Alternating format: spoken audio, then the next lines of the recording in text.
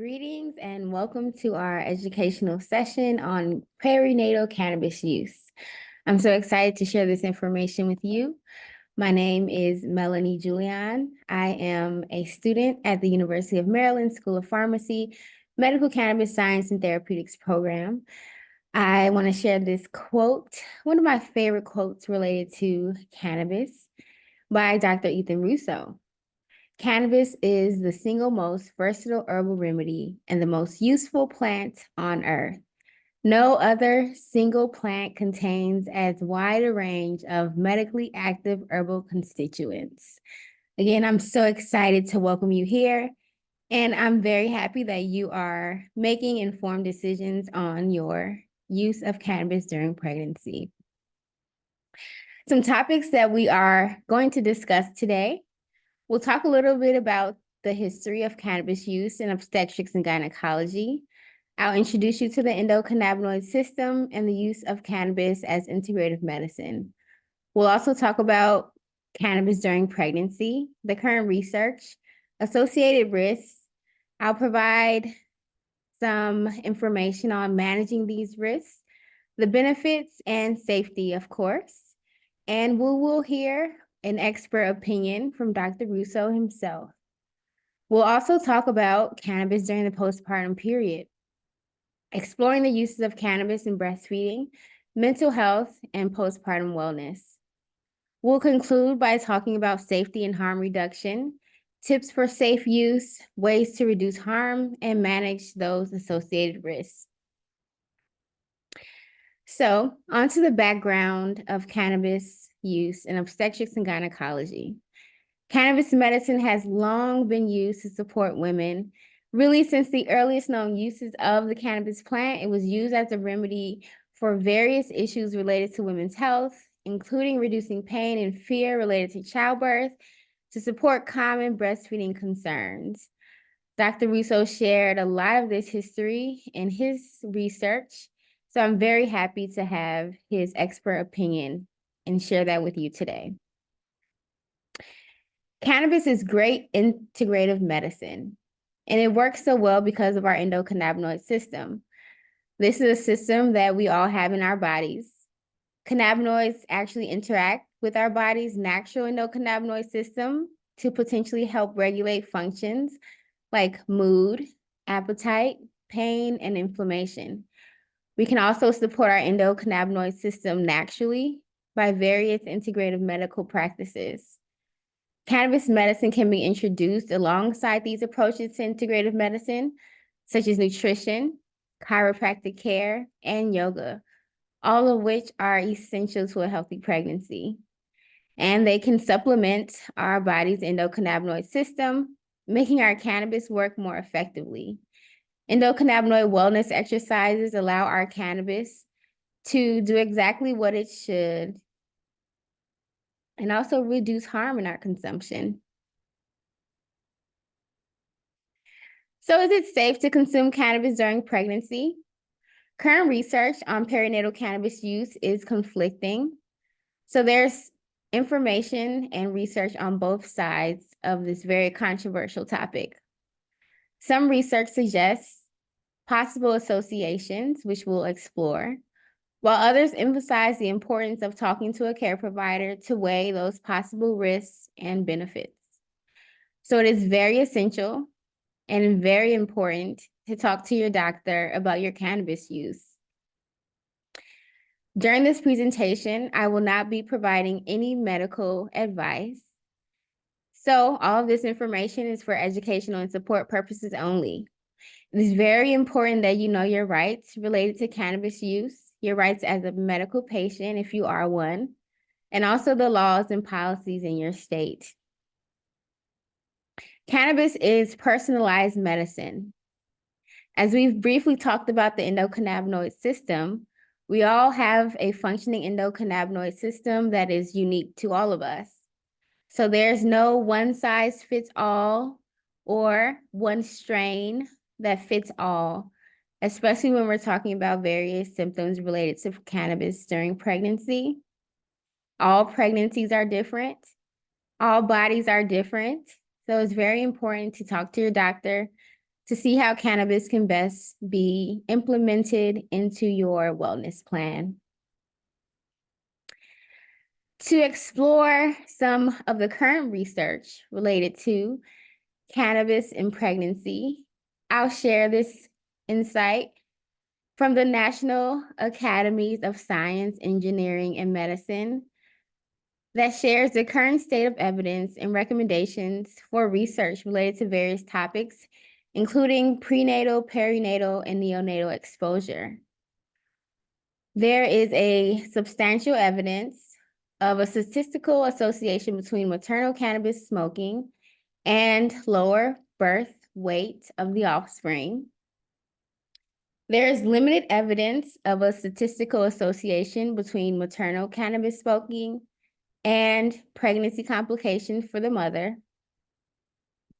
Admission of the infant to the neonatal intensive care unit. There is insufficient evidence to support or refute a statistical association between maternal cannabis smoking and later outcomes in the offspring, for example, sudden infant death syndrome, cognition or academic achievement, and later substance use. I want to emphasize here with this research that is stated, it only looks into maternal cannabis smoking. So there's very limited research and also gaps in research here related to other methods of consuming cannabis. Now, to share some expert opinion, which in this case is very important. We want to know what experts are saying and researching on the topic, because conflicting research gives us the opportunity to dive into some experts and their knowledge related to the topic. So Dr. Ethan Russo is one of the leading cannabis experts, and I had the privilege of inquiring and consulting with him on this topic. And this is a direct quote from Dr. Ethan Russo.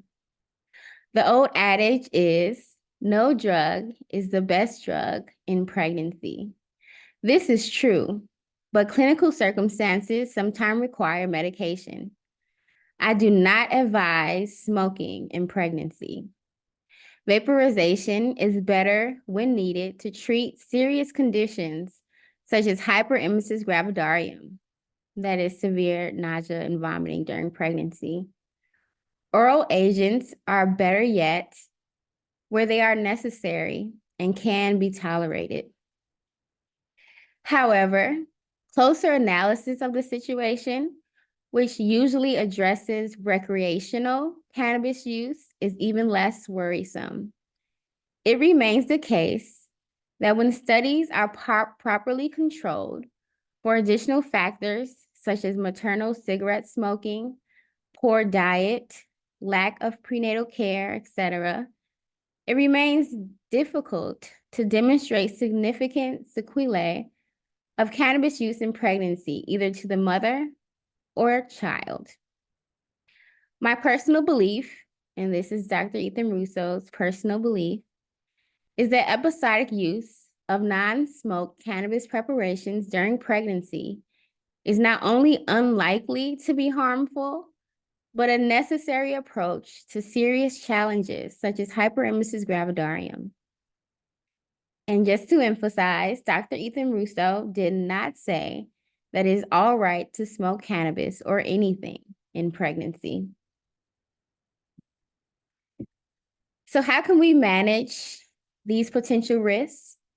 It's very important that we weigh those potential risks or associated risks versus the benefits of using cannabis.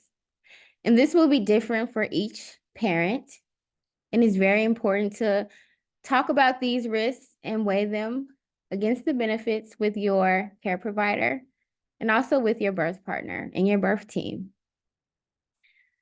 Be advised against signs of cannabis toxicity, which may include dizziness, nausea, vomiting, seizures, possible drug interactions, may make other medications work less effectively.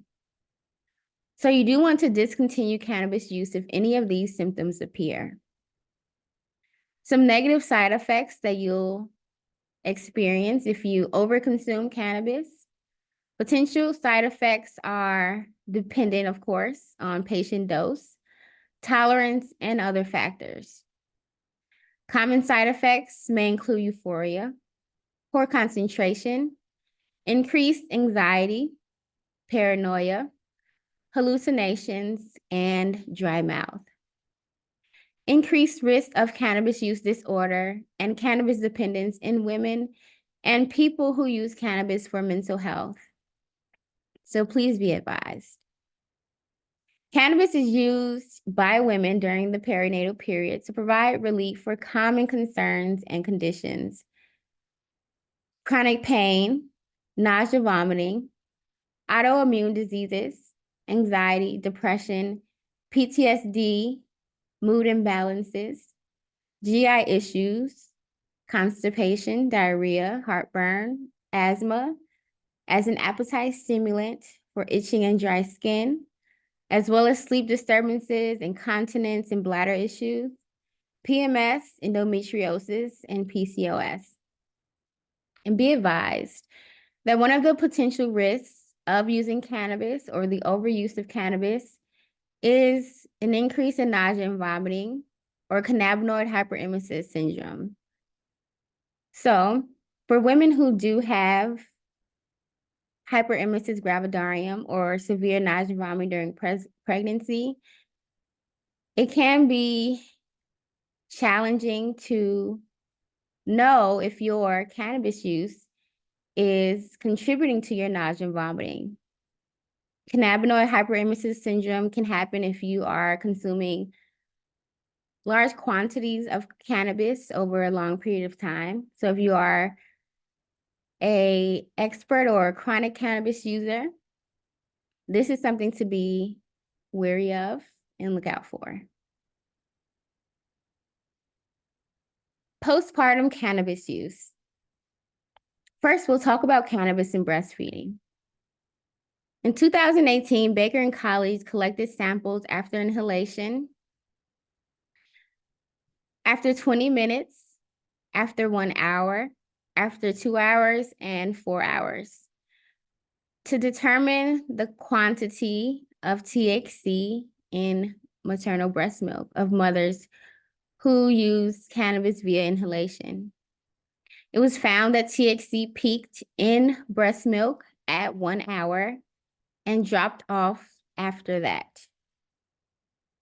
Research has shown that it may take from 4 to 6 days for THC to clear from breast milk if a mother is consuming cannabis while breastfeeding.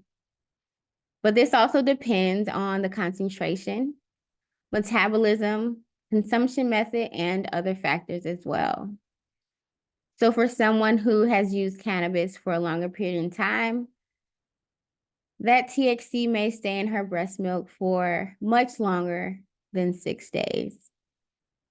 We do know that a minuscule amount of THC is transferred to the nursling of a mother who consumes cannabis while breastfeeding.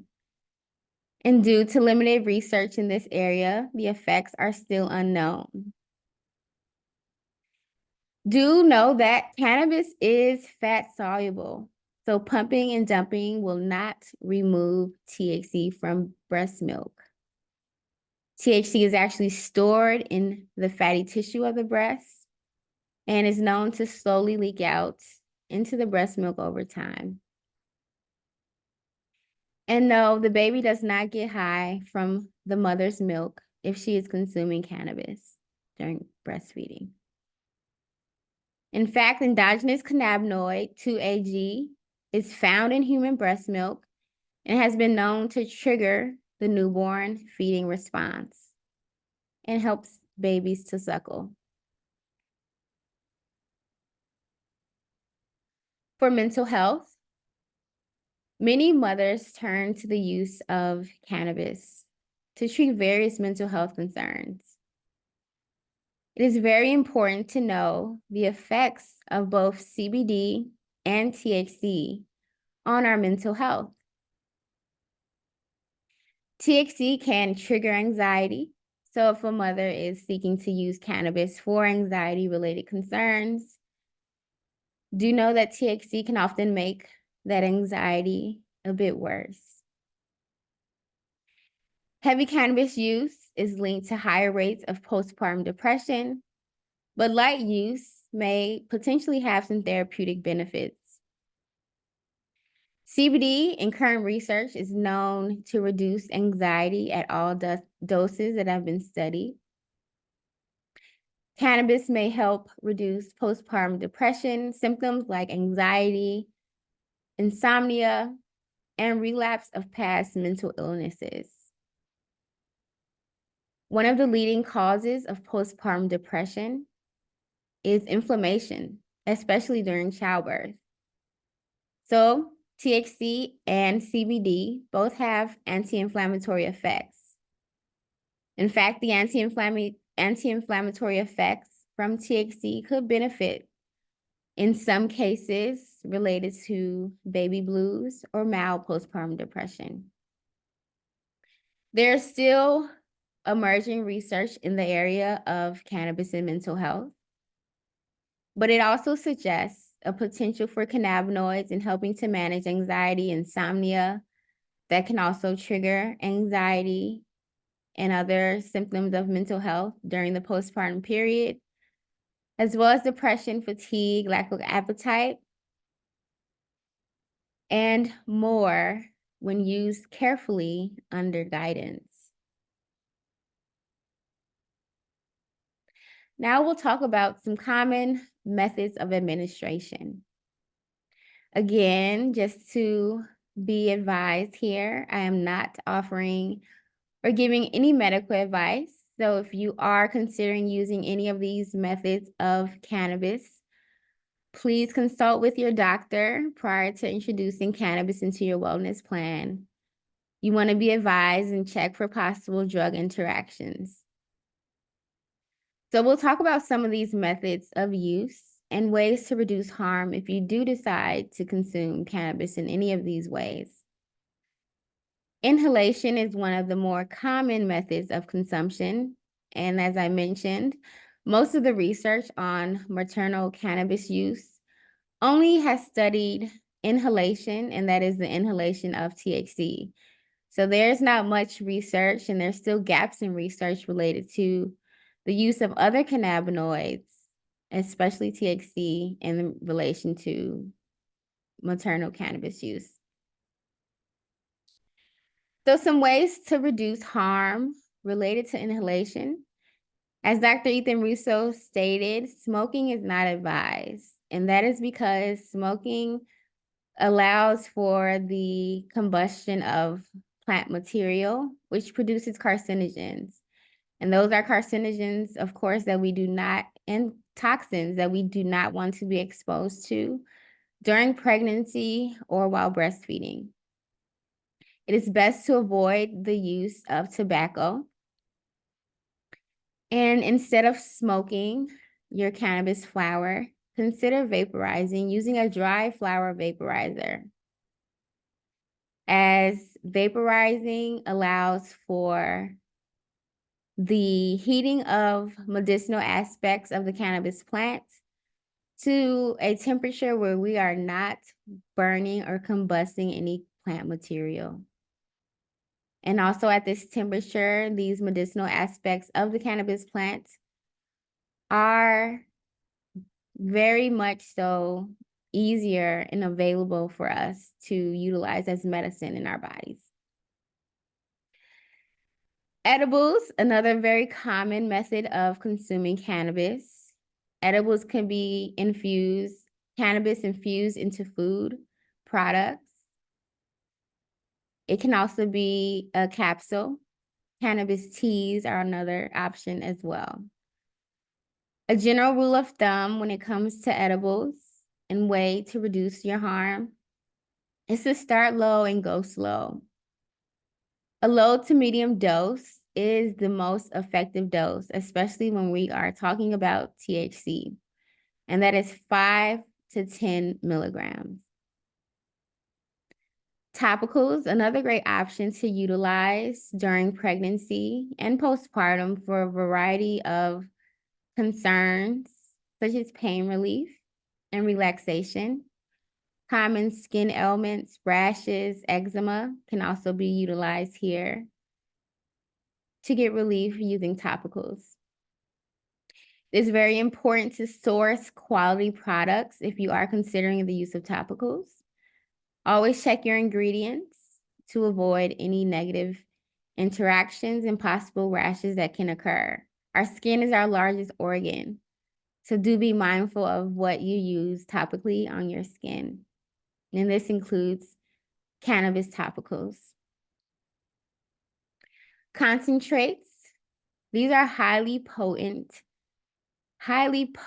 extracts of cannabis. It is often advised to avoid these highly potent concentrates, especially during pregnancy, as most of the research related to cannabis use, the history of cannabis use in obstetrics and gynecology, they don't really explore cannabis or THC in highly concentrated amounts. These concentrates are often extracted using chemical solvents and thinners that often should be avoided during pregnancy and also during breastfeeding. In order to avoid exposing you or your baby to heavy metals and pesticides and other things that can be included, chemical thinners that can be included in our concentrates. Tinctures are another great option to utilize as a form of medicine, cannabis medicine. Tinctures can be applied sublingually, and the benefits are great to utilize. You do want to pay attention to labels and lab results. Again, you want to avoid consuming any heavy metals or pesticides that can be found in cannabis products that are not properly lab tested. Do use a cannabis journal to track and manage your use. So if you are considering using any of these methods of administration, it is so great, a very great practice and a method of harm reduction to track and manage what you're using, making sure that it works well for you. And if you have any negative effects, making sure to report those and manage those. This is also a great way to share with your care provider which products you're consuming and what your regimen is. If your use becomes hard to control, definitely consider cessation. Making informed decisions about cannabis, especially during pregnancy, is essential. Safety is important in order to manage these associated risks that we see when we are talking about cannabis use during pregnancy. Ways that we can reduce harm, as I've mentioned and alluded to, quality cannabis products are essential. So making sure to use lab-tested flower, getting them from reputable sources such as medical dispensaries. Therefore, having safe access to cannabis medicine will be very important here. And again, as Dr. Ethan Russo mentioned, avoid smoking if possible. Consult with a cannabis practitioner. Cannabis practitioners can provide cannabis care plans and help guide you in your consumption. They can also provide caregiver services in some cases where they can help you source quality products. Again, you do want to talk to your doctor as well about any products that you will possibly introduce into your wellness plan. Consider becoming a medical cannabis patient in your state. This can help you have access to quality lab-tested products. And remember to support your endocannabinoid system. This is a very great way to reduce harm related to your use of cannabis medicine, as well as understanding the laws and policies in your state. If you live in a state that has adult use, you still want to consider becoming a medical cannabis patient and having a bona fide relationship with a cannabis practitioner or a cannabis doctor, certifying physician. Also understand the laws and policies in your state, in the hospitals that you will give birth at or birth centers. They also have policies related to cannabis use. Managing risk. You do want to prioritize prenatal care. This includes having a healthy diet that has adequate nutrition, vitamins and nutrients, exercise, minimize stress that can negatively impact the endocannabinoid system, avoid environmental toxins like pesticides that are commonly found not only in cannabis, but also in our food, in our air. Advocate for yourself. Being a knowledgeable cannabis consumer helps us to advocate for our use of cannabis as medicine, and it helps us shatter the stigma related to our use. Again, knowing the laws and policies in your state is very important. One of the major harms related to maternal cannabis use is any negative interaction that can possibly occur when you are drug tested for THC and potentially reported to Child Protective Services. Being a medical cannabis patient helps to avoid these risks. And remember to use cannabis as medicine. Avoid recreational use of cannabis, especially if your cannabis use is hard to control. And that concludes our session. If you have any questions, I look forward to hearing more from you and following up. Thank you.